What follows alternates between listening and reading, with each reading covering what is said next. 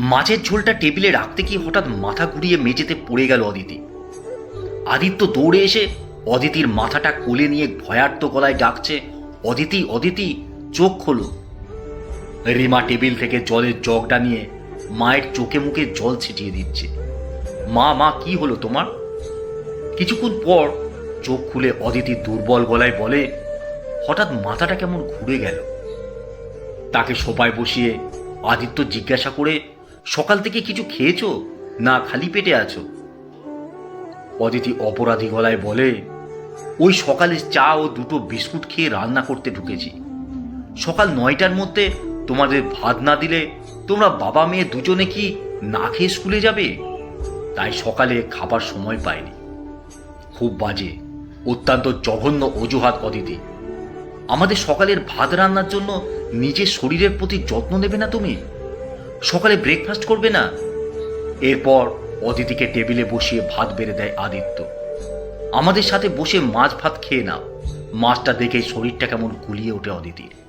একটু মাছ মুখে দিয়েই ছুটে বেসিনে গিয়ে হড়হড় করে বমি করে দেয়। তারপর চোখ বন্ধ করে সোফায় এলিয়ে পড়ে। আজ আর স্কুলে যাওয়া হলো না আদিত্যর। জরুরি ভিত্তিতে হেড স্যারকে ছুটির অ্যাপ্লিকেশনটা মেলে পাঠিয়ে দিয়ে এবং রিমাকে স্কুলে পৌঁছে দিয়ে অদিতিকে নিয়ে সে ছোটে ডাক্তারবাবুর চেম্বারে। ডাক্তার সৈকত দাশগুপ্ত সব কিছু শুনে অদিতিকে জিজ্ঞাসা করেন, আপনার লাস্ট পিরিয়ডের ডেটটা বলুন তো মিসেস সেন। অদিতি হঠাৎ চমকে ওঠে, একটা শুকনো ঢোক গিলে বলে, না মানে ডাক্তারবাবু, আমার পিরিয়ড ভীষণ অনিয়ম হয়। শেষবার কখন যে হয়েছিল ডেটটা ঠিক মনে নেই। অভিজ্ঞ ডাক্তারবাবু প্রেগন্যান্সি টেস্টের জন্য ইউরিন টেস্ট এবং একটা ব্লাড টেস্ট লিখে দেন। ডাক্তারবাবুর কথা শুনে আদিত্য হাঁ হয়ে গেছে। অত্যন্ত মানসিক দুশ্চিন্তা নিয়ে তার পরের দিন সকালে সব পরীক্ষা নিরীক্ষা করিয়ে নেয় অদিতি। আর তারপর রেজাল্টের পালা। এই দুদিন ভীষণ দুশ্চিন্তায় কাটে তার। বারবার আদিত্যকে বলে, কি হবে আদি যদি রিপোর্ট পজিটিভ আসে? আদিত্য ঠিক ভরসা পায় না, তবুও বউকে সান্ত্বনা দেয়, না না, তুমি প্রেগনেন্ট হতে পারো না। আমরা দুজনেই তো খুব সতর্কভাবে জীবনযাপন করি, এটা কিছুতেই সম্ভব নয়। কিন্তু আদিত্যের এই কনফিউশনস একেবারে ধসে পড়ে যখন ডাক্তার দাশগুপ্ত হাসতে হাসতে বলেন, মিস্টার অ্যান্ড মিসেস সেন, কংগ্র্যাচুলেশন, আপনারা আবার বাবা মা হচ্ছেন। বেবির বয়স অলরেডি 10 সপ্তাহ হয়ে গেছে। মিসেস সেন, আপনি এখন ভীষণ সাবধানে থাকবেন। একটু বেশি বয়সের প্রেগনেন্সি তো। আমি গাইনোকোলজিস্ট ডক্টর দেবিকা মিত্রকে সাজেস্ট করে দিচ্ছি, ওনার পরামর্শ মতো চলাফেরা করবেন। কোনো রকম ডাক্তারবাবুর চেম্বার থেকে বাড়িতে এসে আদিত্যকে জড়িয়ে ধরে কেঁদে ফেলে অদিতি। এবার কি হবে আদি? আমি রিমাকে কি বলবো? রিমার কাছে কিভাবে মুখ দেখাবো? আদিত্য পুরো স্তব্ধ হয়ে গেছে। সবার আগে বাবা মা, শ্বশুর শাশুড়ি, রিমা, রিমার বন্ধু বান্ধব, নিজের পাড়া প্রতিবেশী, কলিগ, বন্ধু, সবার মুখ মনে পড়ছে। লোকে কি বলবে, সবাই কি ভাববে, এই চিন্তায় মাথাটা ছিঁড়ে পড়ছে তার। বয়স 47-এর আদিত্য সেন একজন সরকারি উচ্চ বিদ্যালয়ের ইতিহাসের শিক্ষক। তার বছর 42-এর স্ত্রী অদিতি একজন সাধারণ গৃহবধূ। তাদের একমাত্র মেয়ে রিমা বর্তমানে একাদশ শ্রেণীতে পড়ে। 3 জনের নির্ঝঞ্ঝাট সংসার, 3 জনের সুখের সংসার হঠাৎ ছন্দপতন। অদিতির অবাঞ্ছিত প্রেগন্যান্সি, ভাবনার চিন্তার ভয়ে মুখটা শুকিয়ে ছোট হয়ে গেছে আদিত্য ও অদিতির দুজনেরই।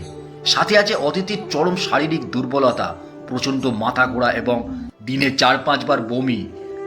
ভীষণ অরুচি তার। মেয়ে রিমা কিছু একটা ভেবে নিয়ে বারবার বাবা মাকে প্রশ্ন করছে, কি হয়েছে মা তোমার?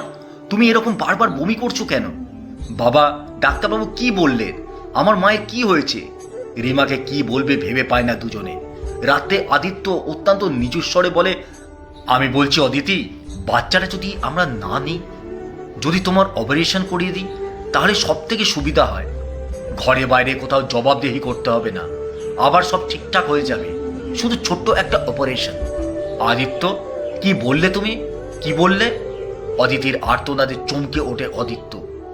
হত্যাকারী হব? আমরা হত্যাকারী হব আদি? এতটুকু ছোট্ট আমাদের বেবিটা, তাকে হত্যা করব?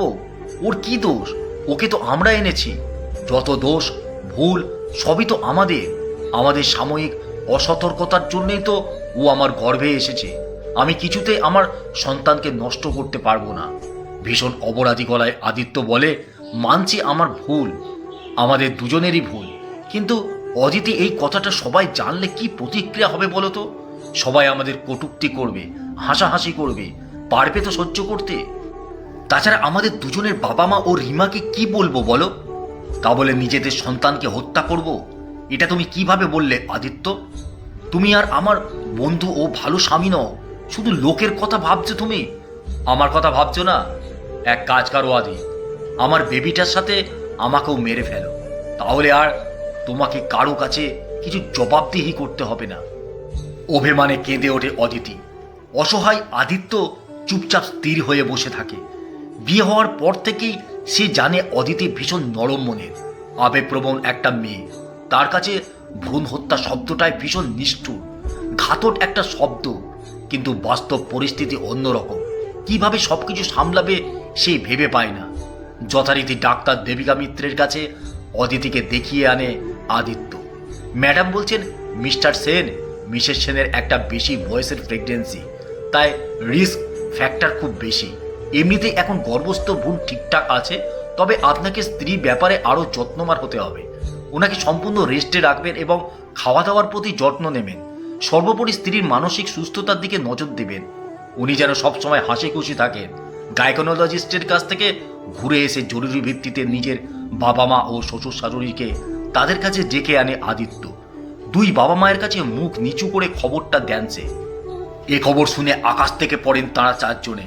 প্রথমে অদিতির মা বলেন, তোদের যখন আর একটা বাচ্চা নেওয়ার ইচ্ছে ছিল তাহলে আগে নিলেই পারতিস, এত দেরি করে আবার এসব ঝঞ্ঝাট কেন?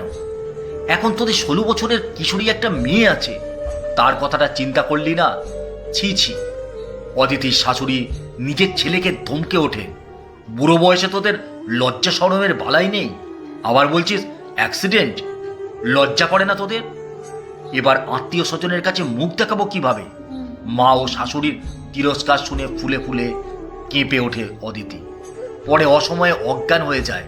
তাকে কোলে নিয়ে আদিত্য চিৎকার করে ওঠে, লোকের কথা বাদ দাও, আমার বউটাকে তোমরাই মেরে দেবে কথা শুনিয়ে শুনিয়ে। এসব দিকে দুই মাই একসঙ্গে বলে ওঠেন, আদিত্যর এসব বউয়ের প্রতি অতিরিক্ত ভালোবাসার ফল। কি বেহায়া এই বয়সে এসব! জীবন কাটে দ্রুত গতিতে। ইতিমধ্যে 7 মাস পেরিয়ে গেছে অদিতির। পাড়া প্রতিবেশী বন্ধুবান্ধব সবাই ইচ্ছা মতো টিটকারি দিয়েছে, সমালোচনা করেছে, নিন্দা করেছে, আদির সার্থক ইয়ার্কিও করেছে। সবই নীরবে সহ্য করেছে আদিত্য অদিতি। তাদের একমাত্র চিন্তা মেয়ে রিমাকে নিয়ে, রিমার মানসিক অবস্থা নিয়ে। মায়ের আবার বাচ্চা হবে কথাটা শুনে প্রচণ্ড রাগে ফুঁসে উঠেছিল রিমা। চিৎকার করে বলেছিল, ছোটবেলায় তো অনেকবার একটা ভাই বোন চেয়েছিলাম খেলার জন্য, তখন তো দাওনি, এখন এত বছর পর কেন? আমার এখন ভাই বোন কিছু চায় না, নষ্ট করে দাও বেবিটাকে। রিমাকে অনেক বুঝিয়েছিল তারা, কিন্তু এত বড় মেয়ে দিন দিন যেন অবুঝ হয়ে যাচ্ছে। এখন তো মাকে একদম সহ্য করতে পারে না রিমা। বাবার সাথেও কথা বলে না, অসময়ে দাদু ঠাম্মার সঙ্গে গল্প করে, তাদের সাথেই থাকে। একদিন স্কুল থেকে এসে প্রচণ্ড রাগে ঘরের জিনিসপত্র ভাঙচুর করে রিমা। কাঁদতে কাঁদতে বলে, তোমরা কেন আবার বাচ্চা নিলে? আমার কথা ভাবলে না? স্কুলের সবাই জেনে গেছে আমার ভাই বোন হবে, আমার বন্ধুরা সবাই আমাকে ভীষণ রাগাচ্ছে, আমার ওপর হাসাহাসি করছে, আমি আর স্কুলে যাব না। আদিত্য মেয়েকে বোঝাবার চেষ্টা করে, রিমা, লোকের কথা এত শুনে চলতে নেই, জীবনে অনেক কিছুই ঘটে, সেটা মেনে নিতে হয় মা, এভাবে ভাবে না।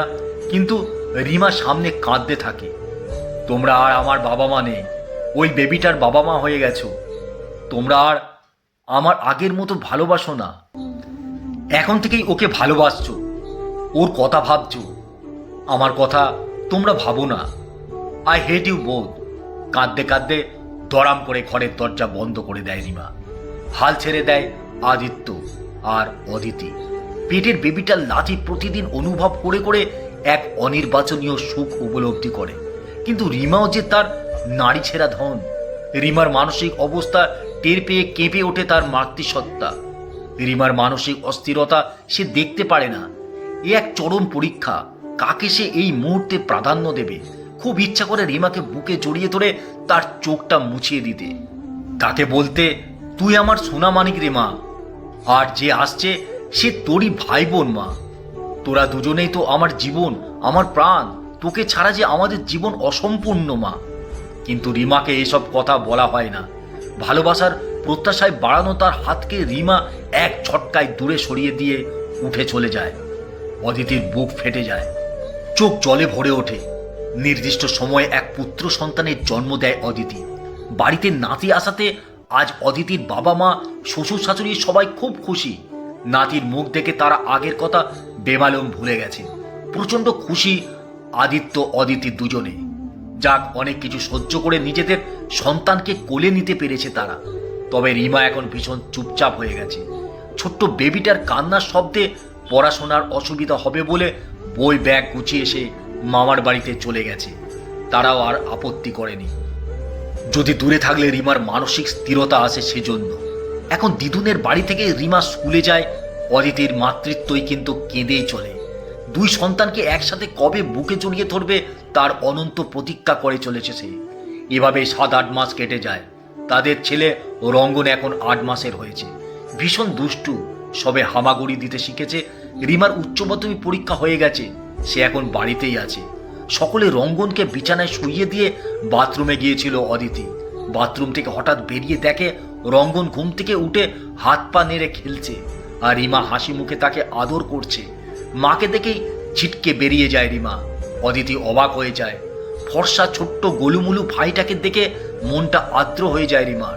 খুব ইচ্ছা করে বুকে জড়িয়ে সে পুতুলটাকে আদর করতে, কিন্তু রাজ্যের সংকোচ এসে ভর করে তাকে। হঠাৎ সেদিন সে দেখে তার ভাইটা বিছানায় শুয়ে অসহায়ের মতো ঘুমোচ্ছে, আর তার চারপাশে দুটো মশা তাকে কামড়ে বেড়াচ্ছে। সঙ্গে সঙ্গে অসহায় ভাইটার প্রতি ভীষণ মায়া জন্মে তার। আহা, মশাগুলো তার ভাইকে কামড়াচ্ছে। ছুটে গিয়ে ভাইয়ের পাশে বসে সে মশা তাড়াতে থাকে। এরপরে ভাইকে সবসময় চোখে চোখে রাখে রিমা, আর অদ্বিতীয় মেয়ের গতিবিধির ওপর লক্ষ্য রাখে। দেখে দোলনায় শোয়ানো ভাইকে রিমা বিভিন্ন বাহানায় একটু পরপর দেখে যাচ্ছে। সেদিন রঙ্গনকে শুইয়ে রান্না করতে গেছে অদিতি বাথরুমে। হঠাৎ রিমার ভীষণ চিৎকার, মা মা! চমকে উঠে সে দৌড়ে ঘরে যায়, দেখে রিমার বুকের মধ্যে রঙ্গন। আদিত্য বাথরুম থেকে চিৎকার শুনে বেরিয়ে এসেছে। তাকে দেখে রিমা চিৎকার করে, এত কেয়ারলেস তুমি মা! ভাইকে শুইয়ে দিয়ে রান্না করে গেছো? ভাই পাল্টি দিয়ে খাটের ধারে চলে এসেছিল। ভাগ্যিস আমি দেখতে পেলাম, যদি পড়ে যেত, মাথায় চোট লাগতো, তাহলে কি হতো? ভাইকে আমার কাছে দিয়ে যেতে পারতে তো। আনন্দে চোখে জল চলে আসে অদিতির। নরম কণ্ঠে বলে, তোরই তো ভাই রিমা, তুই যত্ন করে রাখ। এরপর থেকে ইচ্ছে করে আরো বেশি বেশি সেই সংসারের কাজে ব্যস্ত হয়ে পড়ে। রঙ্গনাকে রিমার দিকে ঠেলে দেয়। সারাদিন রিমা রেগে চিৎকার করে, কি যে তোমার এত কাজ কে জানে? ভাইকে সময় মতো খাওয়াতেও পারছো না মা। ভাই কাঁদছে। অদিতি বলে, আমি ব্যস্ত আছি, ভাইকে তুই খাইয়ে দে। তারপর রিমাই ভাইকে স্নান করায়, খাইয়ে দেয়, বুকে নিয়ে গান করতে করতে ঘুম পাড়িয়ে দেয়। একটা স্বস্তির শ্বাস ফেলে আদিত্য বলে, দেখো, সব নারীদের মধ্যে সুপ্ত মাতৃত্ব থাকে, আমাদের রিমার মধ্যে সেই মাতৃত্বই আজ বিকাশ হলো।